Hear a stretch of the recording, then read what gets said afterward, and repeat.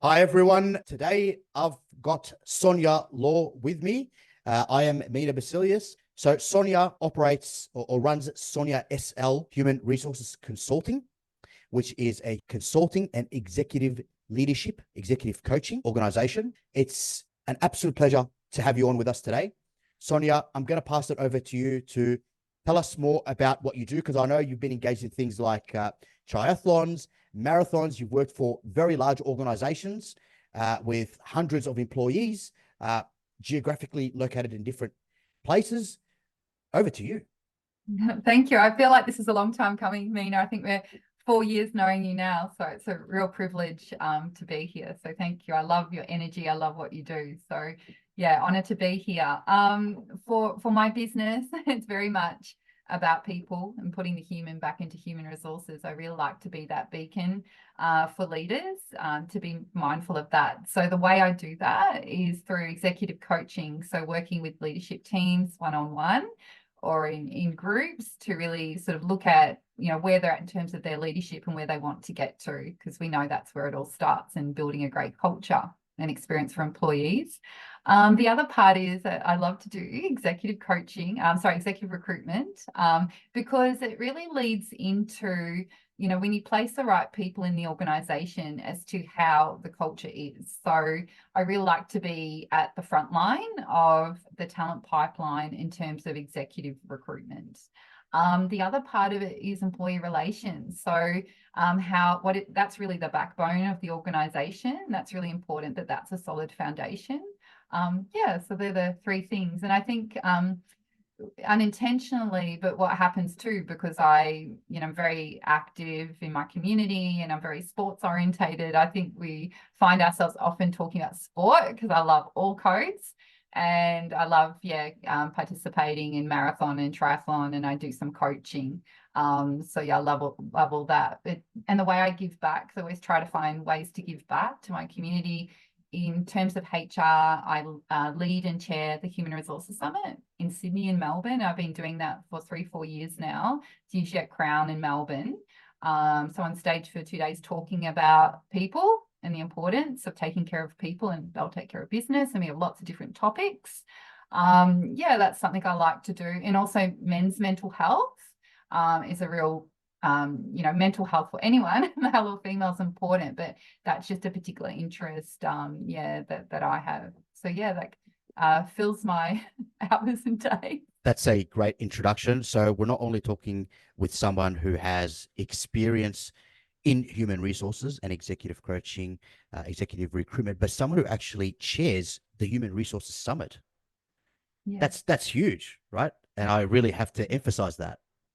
Thank Right. you. So I'll tell a little story if I may. Yes, please do. Yes. So in 2020, the media company who run it came to me. They're operate out of Singapore, and they said, look, we've seen your material on LinkedIn, the way that you present yourself and your information and your background in HR and mining and executive roles, and we think you'd be really great to chair the HR summit. And I said, what evidence have you got that I would be good at that? Because I've never done that before. And where I come from, I thought, well, if I just be humble and do hard work, that's going to be enough in HR. But as I learned, it's actually really important to share our voice and our experiences and our opinions, because it helps others to do the same. And it's actually a giving back exercise. It's not about me being on stage for 2 days and being terrified that no words will come out. I've shifted my thinking that it's more about giving back to the community, and it's an act of generosity. So we all learn together. So it's really important that, we give HR managers, leaders a voice. So it's a very engaging couple of days, and, it's very much a learning sort of opportunity, because we don't take enough time for professional and personal development. And it's really important that we step back from our businesses and our occupations and actually reflect on who we are as a, sole business owner, as a leader, whatever role we play within the organization. It's all important, and we all have the opportunity to lead, but we must invest in learning. That's something I'm really passionate about. But yes, if you find you're being asked to do something, you haven't done it before, just jump in. I think we need to do at least, we're going to do at least another video.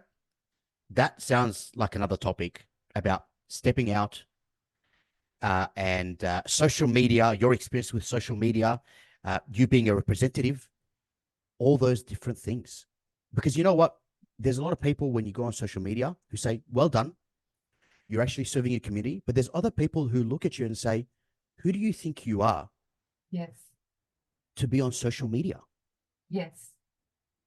A lot of people don't understand that when you actually step out on social media, it's actually a very difficult thing to do. Incredibly. But it's Yeah. actually a very empowering thing, not just for you, but for the other people around you. Because what we're in effect saying is, if I can do it, you can do it too. Yes.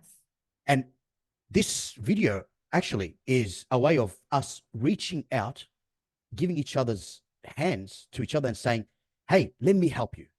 Let me help your network, and vice versa, because we're educating people. We're letting people understand that, hey, you can do this too. If there is an area that you are passionate about, that Yes. you have experience in, by all means, go out there, talk about it, be humble about it, but be hungry. But Yes. do it from the perspective of serving other people. Yes. Do it with the perspective of serving, because you're going to go far and you're generally going to be helping other people out. Well said. Thank you. I want to ask you, why human resources? Why executive coaching? Yeah, it was something I noticed I had from a very, very young age, extremely young, probably even around before 6 years old, around that time, very young, that I could not walk past a person that was in some sort of need or displaying certain, behaviors. I was so curious about people and I wanted to help people. And it was literally something I felt a need for very young. I'm from a big family, really observing people and in my community, and I could not walk past a person in need. Now, I'm not saying people, HR managers are there to be a martyr and to help everyone. But I still think you have to have that basic human connection to look outside yourself and want to help other people. And but I have why? not always seen that in HR people, where their approach has been more about policy, regulation, mandating, compliance, which are all very important because they're the backbone of an organization. But if you can't tune into your people and you don't viscerally actually want people to succeed and you want the greater good for the organization, I think you really struggle with your employee engagement, with your employee experience, and creating a safe workplace for people because you're so preoccupied with the due diligence. So I think for me, really putting the human back into human resources was keeping us sort of aware and sort of humble as leaders, as HR managers, at the coal face, is to take care of people and that they will take care of business. And yeah, I've always stepped into that very naturally. It's very authentic. So you want to help people. That's why you Yeah, I want to chose help them human succeed. resources. Yep, that's why you chose human resources. But it's not just helping one person, it's actually helping Yes. the key people who have the ability to open the doors, really. Right. Yeah. So to a degree, they're the gatekeepers. They are the voice on the at the top, as we like to say. Although we're going to discuss a different type of leadership later on, which is leadership from the back, or servant leadership, as John C. Maxwell terms it. Yes. So it's not just always at the top. There can be Yes. down leadership. There's different Yeah. leadership concepts. So we'll talk more to that. But ultimately, it's about helping the people who can help many, many other people. Is that why human resources? Yeah, absolutely. Because you really are the custodian of the culture, and as to what you accept and what you don't accept, as to what you role model, and what you nurture is really important. But I also think about those people in terms of they're part of a community and that they have families they go home to. So if they have a good experience at work, that permeates beyond just their workplace. Wow. Wow, Sonya. Wow. Absolutely love it. And you know what? That's how I feel. Yeah. Because a lot of the time when I speak to business owners, I say to them, if you're having issues with staff, you have to understand that business is a vehicle whereby you develop. So it's not just about money. Yes. Yes, we are together to band and for a common purpose. But a lot of people also want to feel that they're growing. So they're Yeah. growing monetarily, so their wealth is growing, but also they're growing as a person. Yes. So they say at performance reviews, I've really stepped outside my comfort zone. I've Yes. become a really good speaker. I've become a really good Oh, mentor. I've become a really good leader. And these are the skills that are key performance drivers. So these skills drive our ability to earn, say, more money, our ability to be better human beings. And we take these things that we learn to our families, to our network, yes. to our communities. And so it has a ripple effect. I love that you mentioned that. Yeah, and Absolutely link love that that you mentioned to that. corporate social responsibility. Business is just a small aspect of what we do, but the way in which you contribute to, yeah, our workplace, our relationships, our community, and our corporate Society. society is just really, yeah, really powerful. So for me, it's really about impact. And so if I, yeah, essentially support the success of other people, that will have a ripple effect. I love the words that you're using. Very, very powerful words. Thank Impact. you. It is definitely about the impact Yes. that we are causing as professionals, communicating together, consulting business owners, and the huge effect that business owners have, again, on communities and the wider picture being society. Yeah, and I take that responsibility very seriously. I Yeah, think it's really important that when we step into a leadership role, that we're very aware of that responsibility. amazing, Sonia. Love it. Can you talk to us more about your background and your experience? Yeah, certainly. So, yeah, just almost 10 years executive leader of Saleh Hitachi, or now Hitachi. So we serve the mining industry as well as pharmaceutical and sort of food manufacturing. So everyone knows in Australia, the mining industry is, yeah, very sort of challenging. But I really loved working in HR in such a dynamic industry that went through a lot of change in my time there. Mm. Because originally they were owned by United Technologies Group, a big American firm, but we were sold off as non-core because we weren't a Boeing or an Otis Elevators. So we then became part of Saleh US, and we went through a change of ownership with the BC and the Carlyle Group, which was private equity. So it was good to see that change into a private equity ownership and how it's all about cost reduction activities, making us smarter, making us more profitable, so that we can be sold again. And we're sold to Hitachi, who are our natural owners, because they're 110 years in compressors and just such an amazing organization. The Japanese are such an amazing culture and very respectful. So going through those changes in ownership was a big responsibility as leaders and in terms of HR to make sure that we retained our people and that we kept the employee engagement high. So that was a real legacy experience, my time there. Also worked at Southeast Water, so water utilities, which is another essential service. You got mining, but water, that's very important. And had a time recently within the HVAC industry, which is heating, ventilation, air conditioning. So primarily, I've always been in that engineering or manufacturing, because daughter of a mechanical engineer, I do like to know how things work. I do like an actual product. Yeah, so that I can see a line of sight between the customer and what it is I'm doing day to day. So to summarize, what you're telling me is you're the reason why Melbourne water tastes so good. Yeah.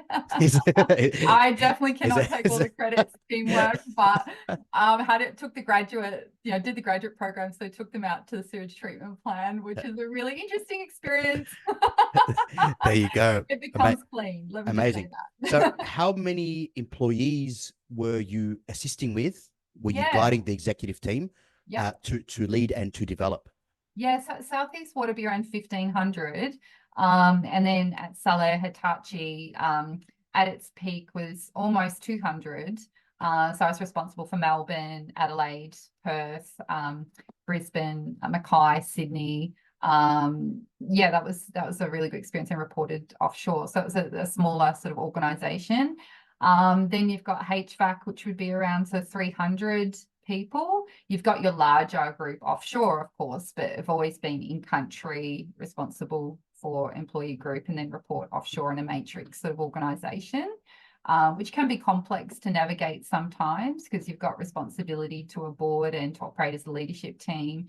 And, a big part of that is kind of shielding and protecting the employee group, because the business goes through a lot of financial changes and a lot of things that impact that people don't need to know about unless it impacts them directly. So, we had a really great team as a leadership group, but very practical, pragmatic, low politics, and and kept things confidential. So it was a really great group, and we had fun as well. So it was a bit of banter and humor as well, which I think is good in a leadership group. It's always important to have fun. That talks to culture that's there. On the topic of culture, can you please talk to us and tell us how important culture is? What is culture? And what leadership types are needed to really have that great culture? Yeah, culture is really important because it's the employee experience, and it really does start when someone's being recruited. So how you recruit and the candidate experience is really important, because it basically puts a light on the culture initially for people coming in, and it's just the most important part. Once people are in the culture, it's really understanding, what works well, what doesn't work well, being very aware of that and working on the things that aren't particularly working well. For me, where it's really enriched culture is really around diversity. Diversity enriches culture for sure. So ensuring that, yes, you have a culture fit, but also that you have people who think differently than your current group. It's really important that we have diversity in thinking, that we have different ethnicities, different backgrounds, different lived experience, that how are we making the workplace more inclusive, who's not being represented here? Do we understand neurodiversity? Do we understand, the movement around gender and how we need to represent that within the workplace, in our language, in our office space?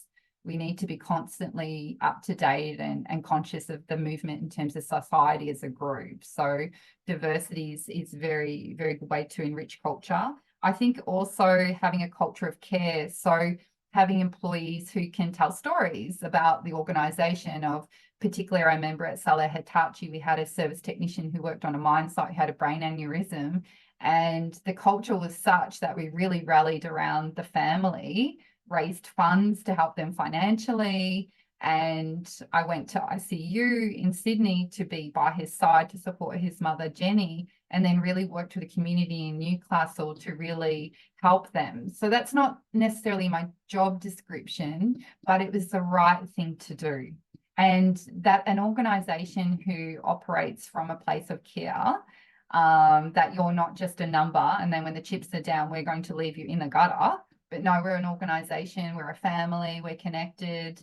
The support is there in the good times and in the bad times is a very important one. And what stemmed from that too is we had a long-term employee, Jeff Laycock, who'd been with the business 40 years, who came to my office and said, Sonya, I've got bowel cancer, I'm terminal. But we did not shut the door on him.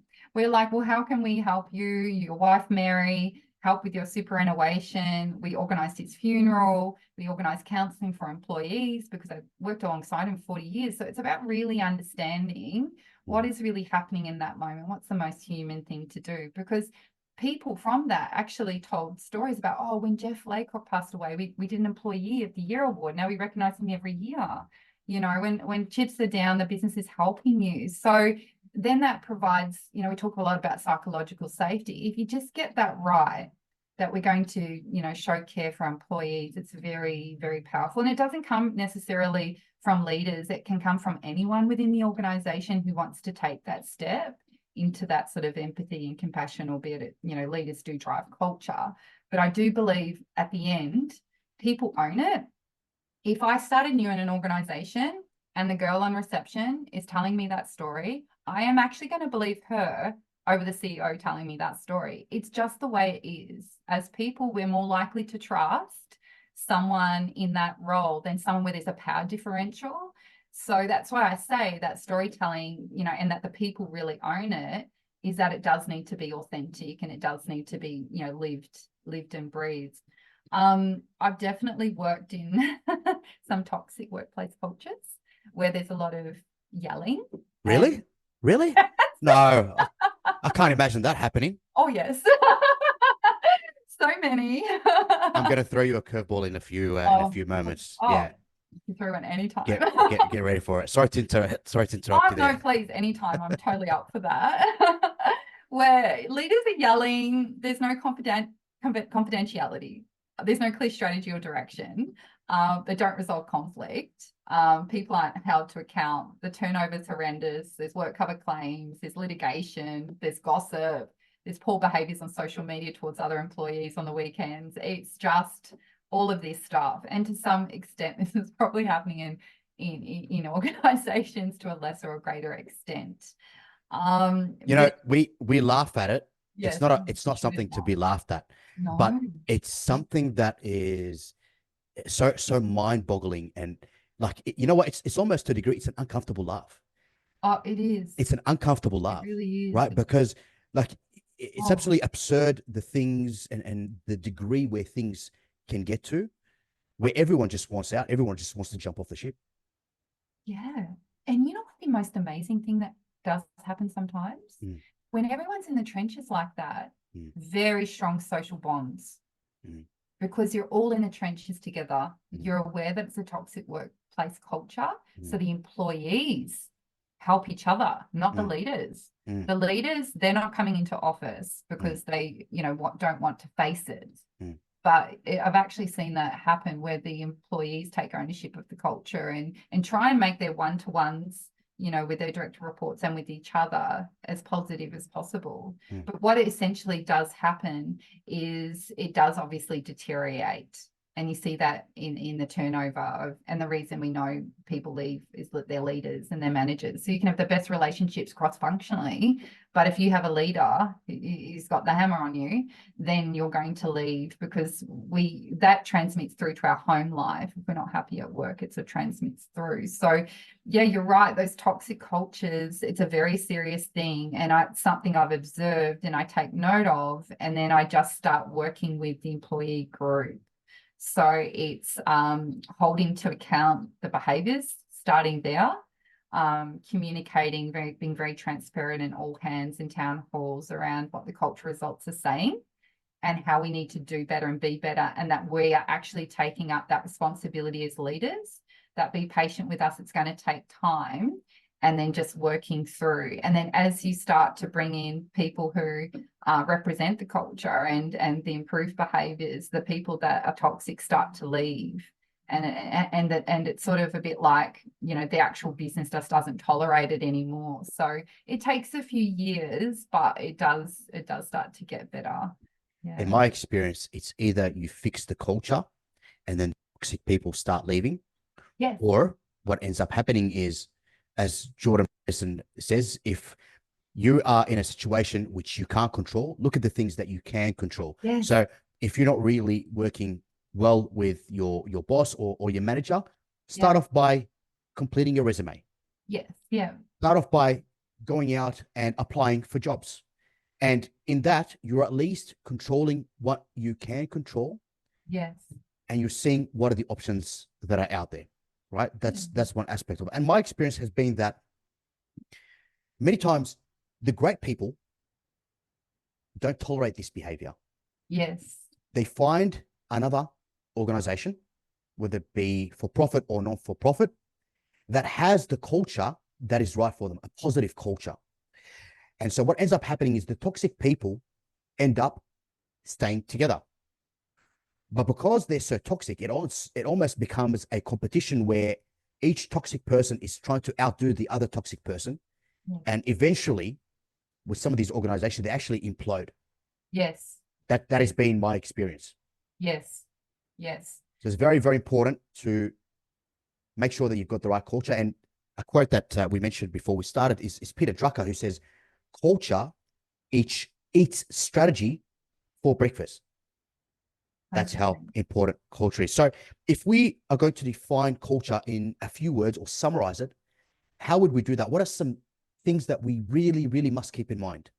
Yeah, it's definitely, culture is the way we do things around here. You've seen it in sporting clubs where you can have a real impact star player at, I don't know, Collingwood, and as soon as he goes to Carlton, he's not getting any disposals. He's not performing.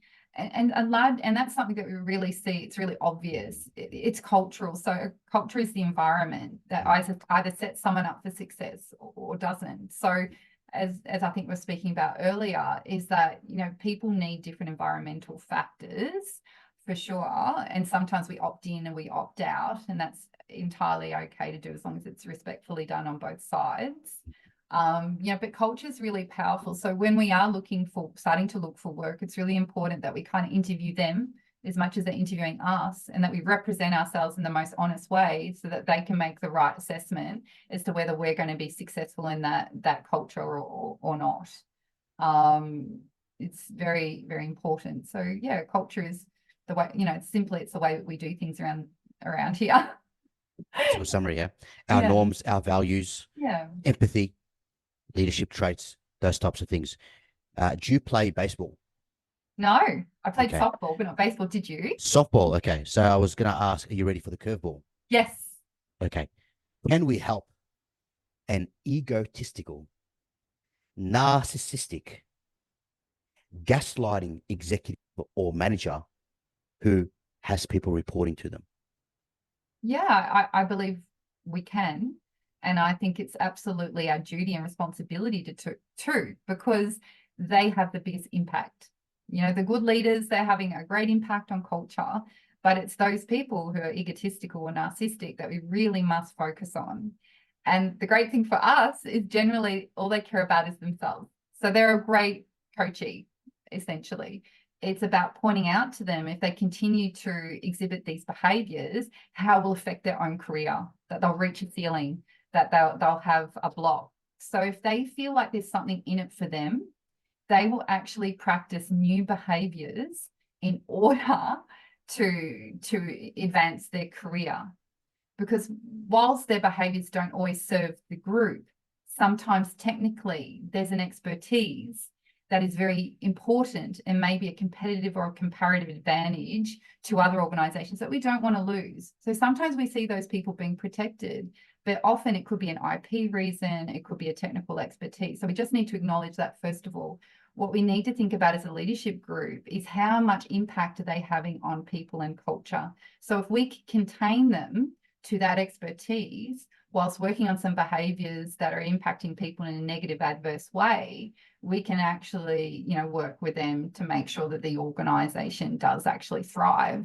And I don't mind for people to also have a different way of doing things or a different opinion, because we must always be fresh and challenge the status quo, and as a leadership team, not have that group think. So, you know, I think sometimes, and I heard from Adam Grant yesterday, that we've got to make our critics kind of our coaches in a way, because we also need to be aware of our blind spots. So often good leaders too, we have blind spots as well. So if we're serving the whole employee group, we also need to know how we're coming across to those people who are potentially narcissistic and egotistical, because everyone has a place within the organization. And that's where, you know, genuinely, I do see the good in people, and I do believe people can change, and I will never, I'll never cut someone from the team or cut someone from the organization if they have the will to want to be there.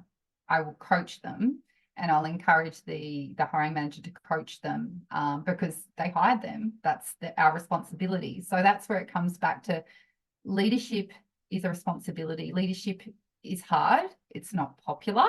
It can be very lonely. It can be very isolating. You're not always making the popular decision.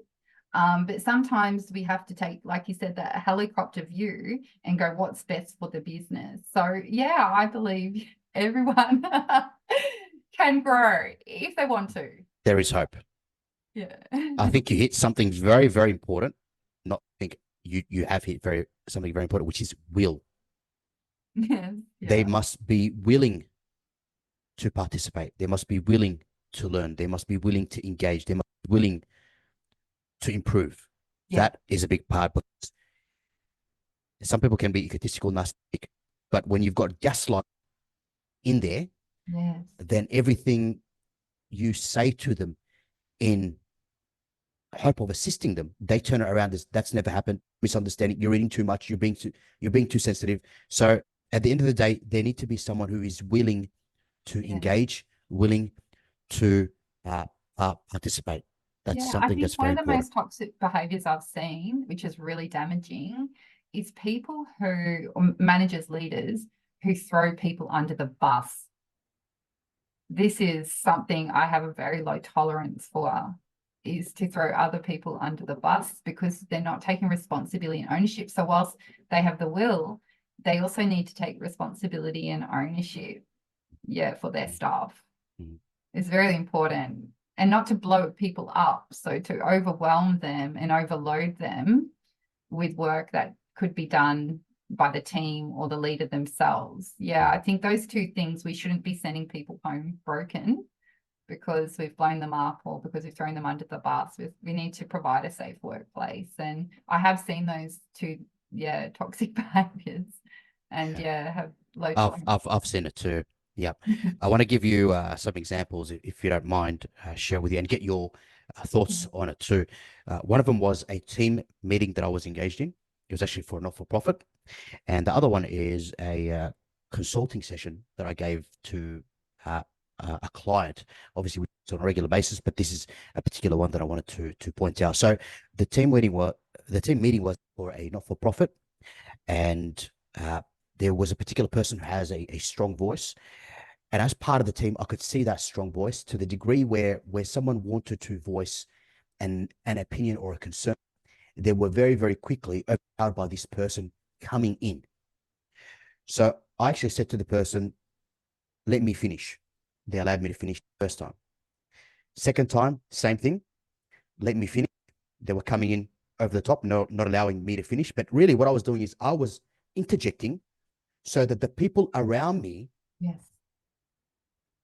will be able to contribute without being interrupted. So I was being a voice to these people. I was trying to empower these people, right? The third time this happened, the person turned around and said to me, no, you let me finish. You're judging me and you're saying to me pretty much that I'm not allowing you to finish and I'm not being fair and that type of thing. And I said, let's get back to the point. This is not what I am saying. This is not what I'm doing. And after I've said that, Sonya, to my absolute surprise, I was absolutely baffled. They said to me, do you want me to be in the meeting or not? Do you want me to leave? To me, that was very toxic because what it was actually doing is it was saying to the people around the room, do you want me to be here or not? Mina, you need to speak up and you need to pretty much silence Mina and allow me to speak. Otherwise, I will leave. I interjected and I said to the person, no, I don't want you to leave. To make him feel safe. That wasn't my intention at all. But I also took a pause for a second. And I said to the person, do you want me to leave? Because ultimately it was about making them understand that neither of us want to leave. This is not an appropriate way of engaging in a conversation. But at the same time, to bring the power dynamic back where it's actually being shared rather than one person who's completely controlling this meeting. Now, you can share with me some of the lessons I could have learned and some of the ways I could have better conducted myself. I'll pass it over to you to give me some feedback on that particular scenario, and I'm going to share one other one with you. Wow, that's an exceptional example. What capacity, I'll just have a quick question. What capacity were you there? What was your role at the time? You're working as a consultant in that dynamic? Or I'm a advisory committee meeting. advisory committee? Advisory committee member. Yes. Now, as you can imagine, I Equal actually do footing? Equal footing with the people in the room? equal footing with the people in Like the room. power or Well, this is a committee, so all committee members have it should have equal? the same. When you say equal, how do you mean? So in a committee, everyone should have equal contribution. Is that everyone has equal or should have when it's operating well? They should have, but this particular person, And is there someone chairing and like a bit like, the Speaker of the House? well, this person has a very strong voice and they sort of push their voice and their opinion to a degree where it's ultimately them that's making the decision, rather than Yeah. empowering the committee and allowing to actually function as a committee. One of the things that I like to do as a committee member is to ensure that all committee members are empowered. Yes. So, touch wood, God forbid that I get driven over by a bus. Yes. There is still a firm foundation there, and that organization can continue to operate without my existence. Yes. Well, there's a couple of things. So first of all, well done, because it's important that we call out the behavior. And clearly, one person speaking is not an equal contribution to the group. And there was I remember his name. Gosh, it's left me, but not Martin Luther King, but someone else around that sort of leadership sort of style, who listens. Nelson Mandela. There we go. Nelson Mandela, when he holds council committee, has a process and practice of everyone speaks in the group equally before he speaks. That's a process, a custom of meeting in council and committee. So where I've seen it done well is that everyone has equal time to share. And then usually what the leader does, well, in this case, it may not be an obvious leader, but there's usually one person who summarizes the viewpoints of the group and says, maybe we need to think about these other things, but ultimately as a group, they make the decision. So that's how you get, through collaboration, and everyone's input is valid. That's the way all councils and committees generally sort of operate. So the behavior there is not going to serve as an advisory board. It's your role and responsibility to advise, but you're advising by one person. So it's dysfunctional, and it also doesn't serve the purpose of the charter of what it is we're all here to do. So if I was in that room, and I knew this kind of went on, in the background, what I would do is set up a process so everyone speaks, much like Nelson Mandela did. And then if the person was displaying those attributes, then I would pull them aside after the meeting to talk to them about their behavior and how it's not serving the purpose in the charter. But you were in a really difficult position because it became quite adversarial, and you had to take a position. So as a leader, we do at times need to take a position in front of the group to show that we're kind of calling it out. So I think it was a really difficult situation, and you did the right thing in saying, well, do you want me to leave, because that kind of evens the playing field. But that's really tricky. That's a tricky one. It was a bit of a gamble there, but Yeah, I sort of had a feeling as to how that would play out, and it worked well. Having said that, I am no longer part of that committee, because at the end of the day, we are advisors and we get paid for the advice that we provide. Yes. So if people are not going to value the advice that is being provided out of goodwill, for free, that advice needs to go to people who will value it, and who are, like you mentioned before, are willing to engage. Yeah, we've always got to be looking at what's our role and function, what's the best way we can do this, and it's less about us and it's more about the purpose, and really rallying people around, what that is, so it doesn't become personal. Yes. Yeah, that's a hard one. Yes. So thanks for providing your feedback on that one. Here's another one. Yes. So I was advising on two people who are coming together for a shareholders agreement. What is a shareholders agreement? Sorry? What's taking place there? Yeah, it's a shareholders agreement. So what they're doing is they're coming together. An employee is going to buy a percentage and become an equity holder of the business. Yep. Got it. And so they wanted me to give them advice, structuring advice over the phone for 10 to 15 minutes. I said, let us organize a meeting and talk about this particular issue, what we're looking to do. Sonia, the meeting booked for 1 hour. The meeting went for 2 hours.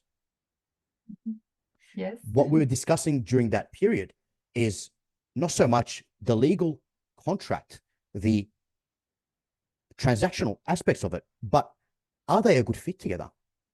So we spoke to their values, where they want the team to be, the sales figure, the culture that they want to have, what it means for them and their family, to really ensure that once you have a shareholders agreement in place, it's just formalizing things.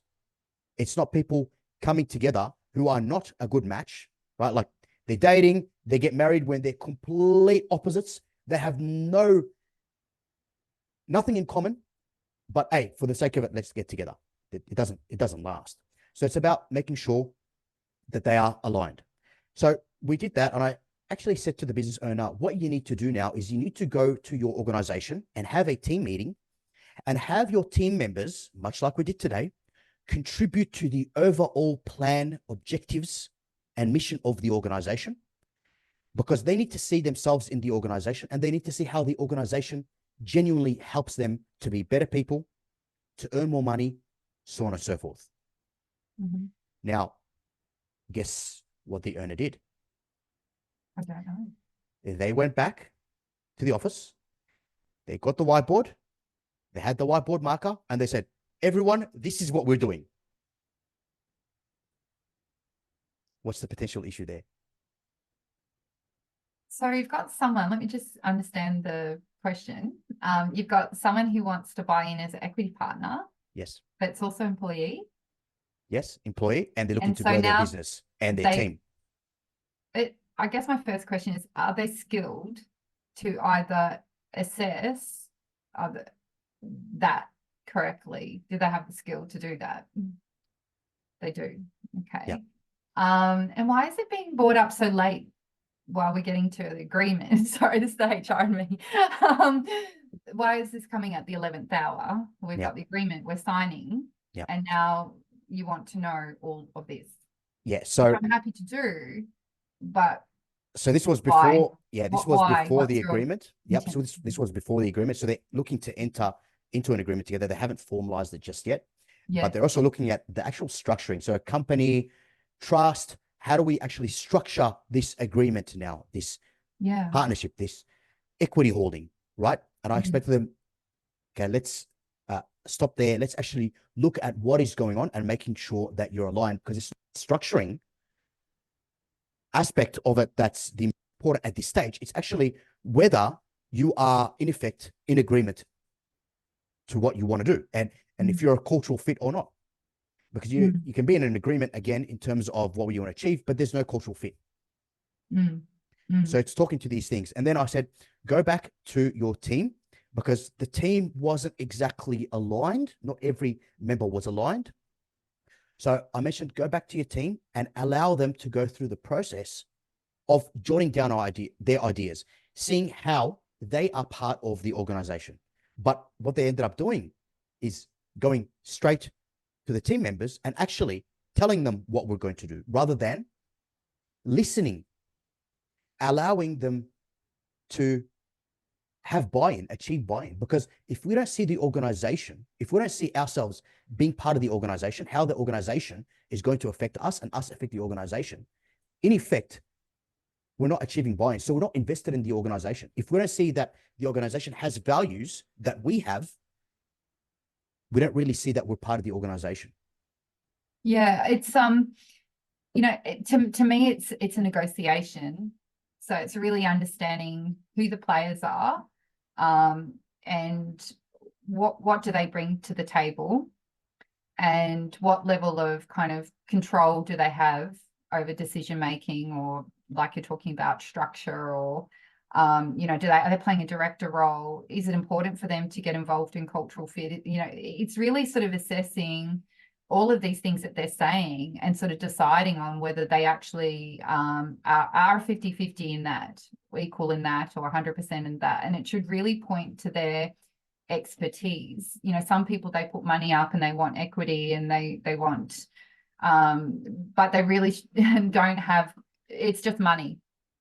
Essentially, it's important that they just play their role, because what it can actually do is devalue the organization if we go about influencing stakeholder engagement and stepping into areas that we don't have expertise in, can really blow an organization up. So when someone's going down a track which could potentially derail that conversation or negotiation, I really want to understand where it's coming from, and then actually get very detailed about, you know, what areas, you know, that they can have say so in or not. Because the biggest thing that locks organizations up is money, not having access to funds, is decision making, and also people interfering in areas of the business that they don't have knowledge or expertise, and that just really, really locks it up. So when we have a team, and we know this in sport as well, where they're financially backed, they've got good administration, they play their role, they know who the leader is, they know the structures, you know, each person has a role to play in terms of input, and they have a really strong culture, then they can compete. So we must always remember that we're one organization, one employee, one team, one organization within an industry, and how well we efficiently use those resources and play to our strengths ensures that we basically have a financial sustainable business. And at the end of the day, that's what we're there to do, is to ensure the livelihoods and the financial sustainability of every employee and supplier business group that feeds off that organization. So, you know, I always try to sort of understand what people's kind of motives are, and, you know, ensure that they're negotiating and influencing the group in the right way. So it's not to create confusion. So the antithesis of a culture is confusion. The antithesis of culture is apathy. We don't really know where we're going. We don't really know what we're doing, but we're kind of doing it, you know, and really all people want is a very clear line of sight, is this is my role, this is how I impact the strategy, and this is where I can kind of make a difference. And as leaders, as best we can, is to really be of service and clear the way and the roadblocks so that people very clearly know what that is. And then we're sort of providing the padding around it. It's a safe workplace, I can grow here, you know, my contribution is valid, the business is doing well, in fact we're growing, and you know, they just kind of want that, and we want to provide that ease and that flow within the business. And that's what makes their, you know, makes one organization go, you know, have a really great strong culture and be able to adapt and be agile, compared to a very mechanistic, locked up organization that doesn't know what the left hand and the right hand are doing, essentially. So I've probably given you a long-winded answer, but that's what I see in that, is that, you know, it's creating some confusion and instability amongst everyone, and it's not going about things in the right way to create confidence. Yeah. What you mentioned reminds me of the book Good to Great. Okay. Yeah. And the concept of Jim Collins. Jim Collins, the concept of the right person on the bus. Yes. And on the right seat. Yes. So again, it's putting people in areas where it's actually their strength, number one. And then understanding where the bus is actually heading. Yes.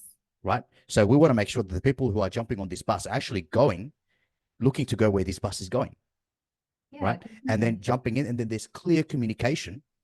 And as part of all these people coming together on the bus, then you've got that culture. It's, you know, how we as the bus do things together. And it's okay also the opposite of that, not to play to strengths. If someone wants to try a different position within the organization, then try it. And if it goes well, awesome, good on you. And if it doesn't, then, you know, fail fast and then try something different. But and you know what? That leads on to something that you're actually passionate about, and something that we're going to look to discuss on the next session. Yes. When we can get you back in again, because I know you're a very busy person. And again, we thank you for coming on, which is resilience and stepping outside your comfort zone. Can you talk to us just a little bit on that? Because we are pretty much out of time. Yeah, resilience is really important, because if we are in a toxic culture and we leave, we don't really learn resilience. So we learn more about ourselves when things are uncomfortable and difficult. So often it's good to actually stay and try to be part of the solution. And so, I'll be looking into sort of, you know, how do we do that? And I run a sport, so I watch the Super Bowl, and we all know the Chiefs won. But Patrick Mahomes and Andy, the coach or the player and coach, the way they work together is incredibly resilient. You know, they came into that match as what was the underdogs, even though they had won the previous year and really been the only team to go back to back in 20 years. I mean, Patrick Mahomes is a superstar with 3 Super Bowls now. But what Andy and Patrick do, which I think is really incredible, is they kind of do play themselves into that corner of the underdog, but then kind of rise up because they're very resilient. But there's one thing that they do that other NFL players or teams don't do. They have one training match a week where the players run the play. And Andy, the coach, he just sits back, and then the players, you know, innovate, come up with new ideas, fail fast. And I think what that builds is that agility and resilience within the team. Because when the coach or leader or CEO steps back, and there's a book on this, it's up to the players to make the right decision, up to employees to make the decision. And that's what makes the organization resilient inside out, because not always managers, leaders are accessible because they're very busy with various things. So we must create that resilience internally. So we'll look at that in the next session from an individual or team perspective, organization, and why that's important to the success of the overall organization within that industry. Yeah. Okay, we'll wrap it up here, but just before we go, can you give us one book recommendation? The Captain Class by Sam Walker. The Captain And Class. it's about, when the coach or leader steps back and how the players, employees make the decisions and the plays. Yeah, it's a really great leadership book. Yeah, I'll make sure I get that book. Sonya, I want to thank you once more for your time and for your contribution. It's always fantastic to hear the things that you've done. And you sharing your wealth of knowledge with us and the community. So looking forwards to people commenting, let us know what they thought of about this and reaching out to you and to me if they have any questions. So once more, to wrap it up, this conversation was with Sonya Law from SL Human Resources Consulting and with Mina Baselyous from Pinnacle Accounting and Advisory. Thank you all very much for listening and watching, and we'll see you on the next one.